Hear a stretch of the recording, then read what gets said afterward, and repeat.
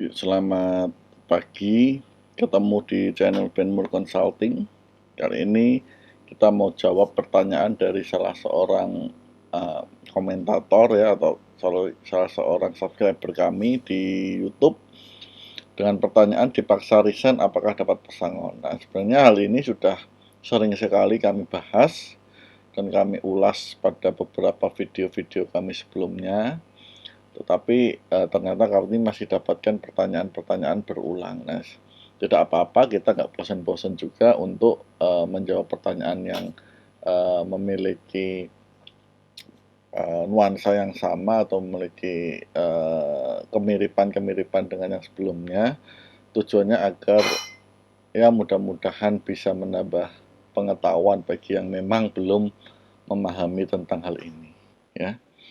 Nah, kita disclaimer, bukan nasihat hukum. Video ini hanya untuk tujuan edukasi atau berbagi pengalaman. Bisa jadi isi dalam video ini sudah out of date karena adanya perubahan-perubahan peraturan atau mungkin hal lain pada masa mendatang, ya. Anda bisa klik website kami di benmurconsulting.com, atau kalau Anda mau konsultasi di sana juga boleh, ya. Gratis semuanya, ya. Oke, ini pertanyaan dari Ali Masto ya. Jadi pertanyaan saya simpel, kalau disuruh atau dipaksa resign, apakah dapat pesangon? Perhitungannya bagaimana dan berapa? Nah, ini kita coba jawab ya. Mudah-mudahan jawaban ini bisa cukup jelas, cukup mudah dimengerti, sehingga tidak menimbulkan kebingungan. Jadi kita asumsikan dulu, karena yang ditanya hanya simple, jadi kita asumsikan pegawai yang dipaksa resign tadi adalah pegawai PKWTT, atau ibaratnya pegawai tetap atau permanen, ya. Jadi kita tidak mengasumsikan yang lain.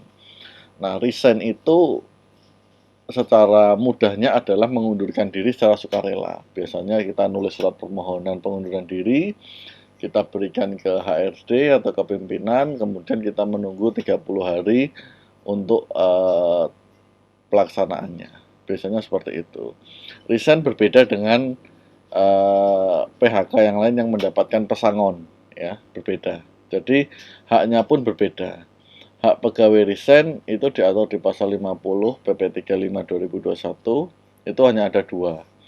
UPH, uang penggantian hak, yaitu uang penggantian hak itu adalah uang cuti yang belum dibayarkan, kemudian uang penggantian transport tempat dia ditempatkan di domisili awal, ya, dan uang pisah. Nah, uang pisah ini memang besarannya tidak diatur dalam peraturan perundang-undangan, tetapi diserahkan kepada perusahaan masing-masing, ya. Jadi kalau perusahaan Anda itu memiliki serikat dan ada PKB, maka itu diatur di PKB. Tapi kalau perusahaan Anda tidak memiliki serikat, maka itu cukup diatur di peraturan perusahaan. Nah, dan nilainya pun bervariasi. Tidak ada yang salah. Jadi semuanya bebas ditentukan berdasarkan kesepakatan. Nah, kemudian pesangon juga diberikan tergantung alasan PHK. Pesannya beda-beda, tadi sudah disampaikan ya. Jadi kalau menjawab pertanyaan tadi, kalau Anda diminta resign, apakah dapat pesangon? Jawabannya tidak, ya. Bagaimana perhitungannya? Ya, karena tidak dapat pesangon, ya kita tidak bisa menghitung besaran pesangonnya. Kalau Anda resign, Anda hanya dapat uang penggantian hak tadi ya, cuti yang belum dibayarkan, sama biaya transport ke domisili awal, plus uang pisah itu tadi. Nah, yang menjadi menarik di sini dari pertanyaannya adalah dia mencantumkan dipaksa atau disuruh resign. Nah, sehingga itu adalah pelanggaran ketenagakerjaan, ya. Kalau ada perusahaan yang memaksa orang untuk menyuruh resign dengan ancaman tertentu atau mungkin dengan hal-hal tertentu, maka itu tidak boleh dilakukan. Maka sebenarnya kita bisa menggugat, katakanlah memang sudah terjadi ya, Anda dipaksa resign, Anda sudah terlanjur tulis surat resign, kemudian dieksekusi atau dilaksanakan, kemudian Anda sebenarnya bisa menggugat, dan sepanjang Anda bisa membuktikan adanya pemaksaan tersebut, ya, adanya bukti-bukti dari pemaksaan tersebut. Tapi kalau itu tidak ada, ya agak susah.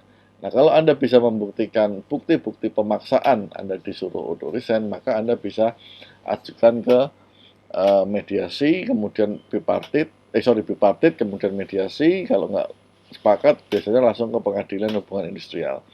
Nah, di sana biasanya hakim akan meminta, terus kalau bukti pemaksaannya itu ada, maka Anda akan bisa mendapatkan pesangon. Jadi bisa dikenakan oleh PHK karena perusahaan melakukan pelanggaran atau memaksa pegawainya melakukan hal yang tidak dilakukan semestinya. Itu juga ada, ya.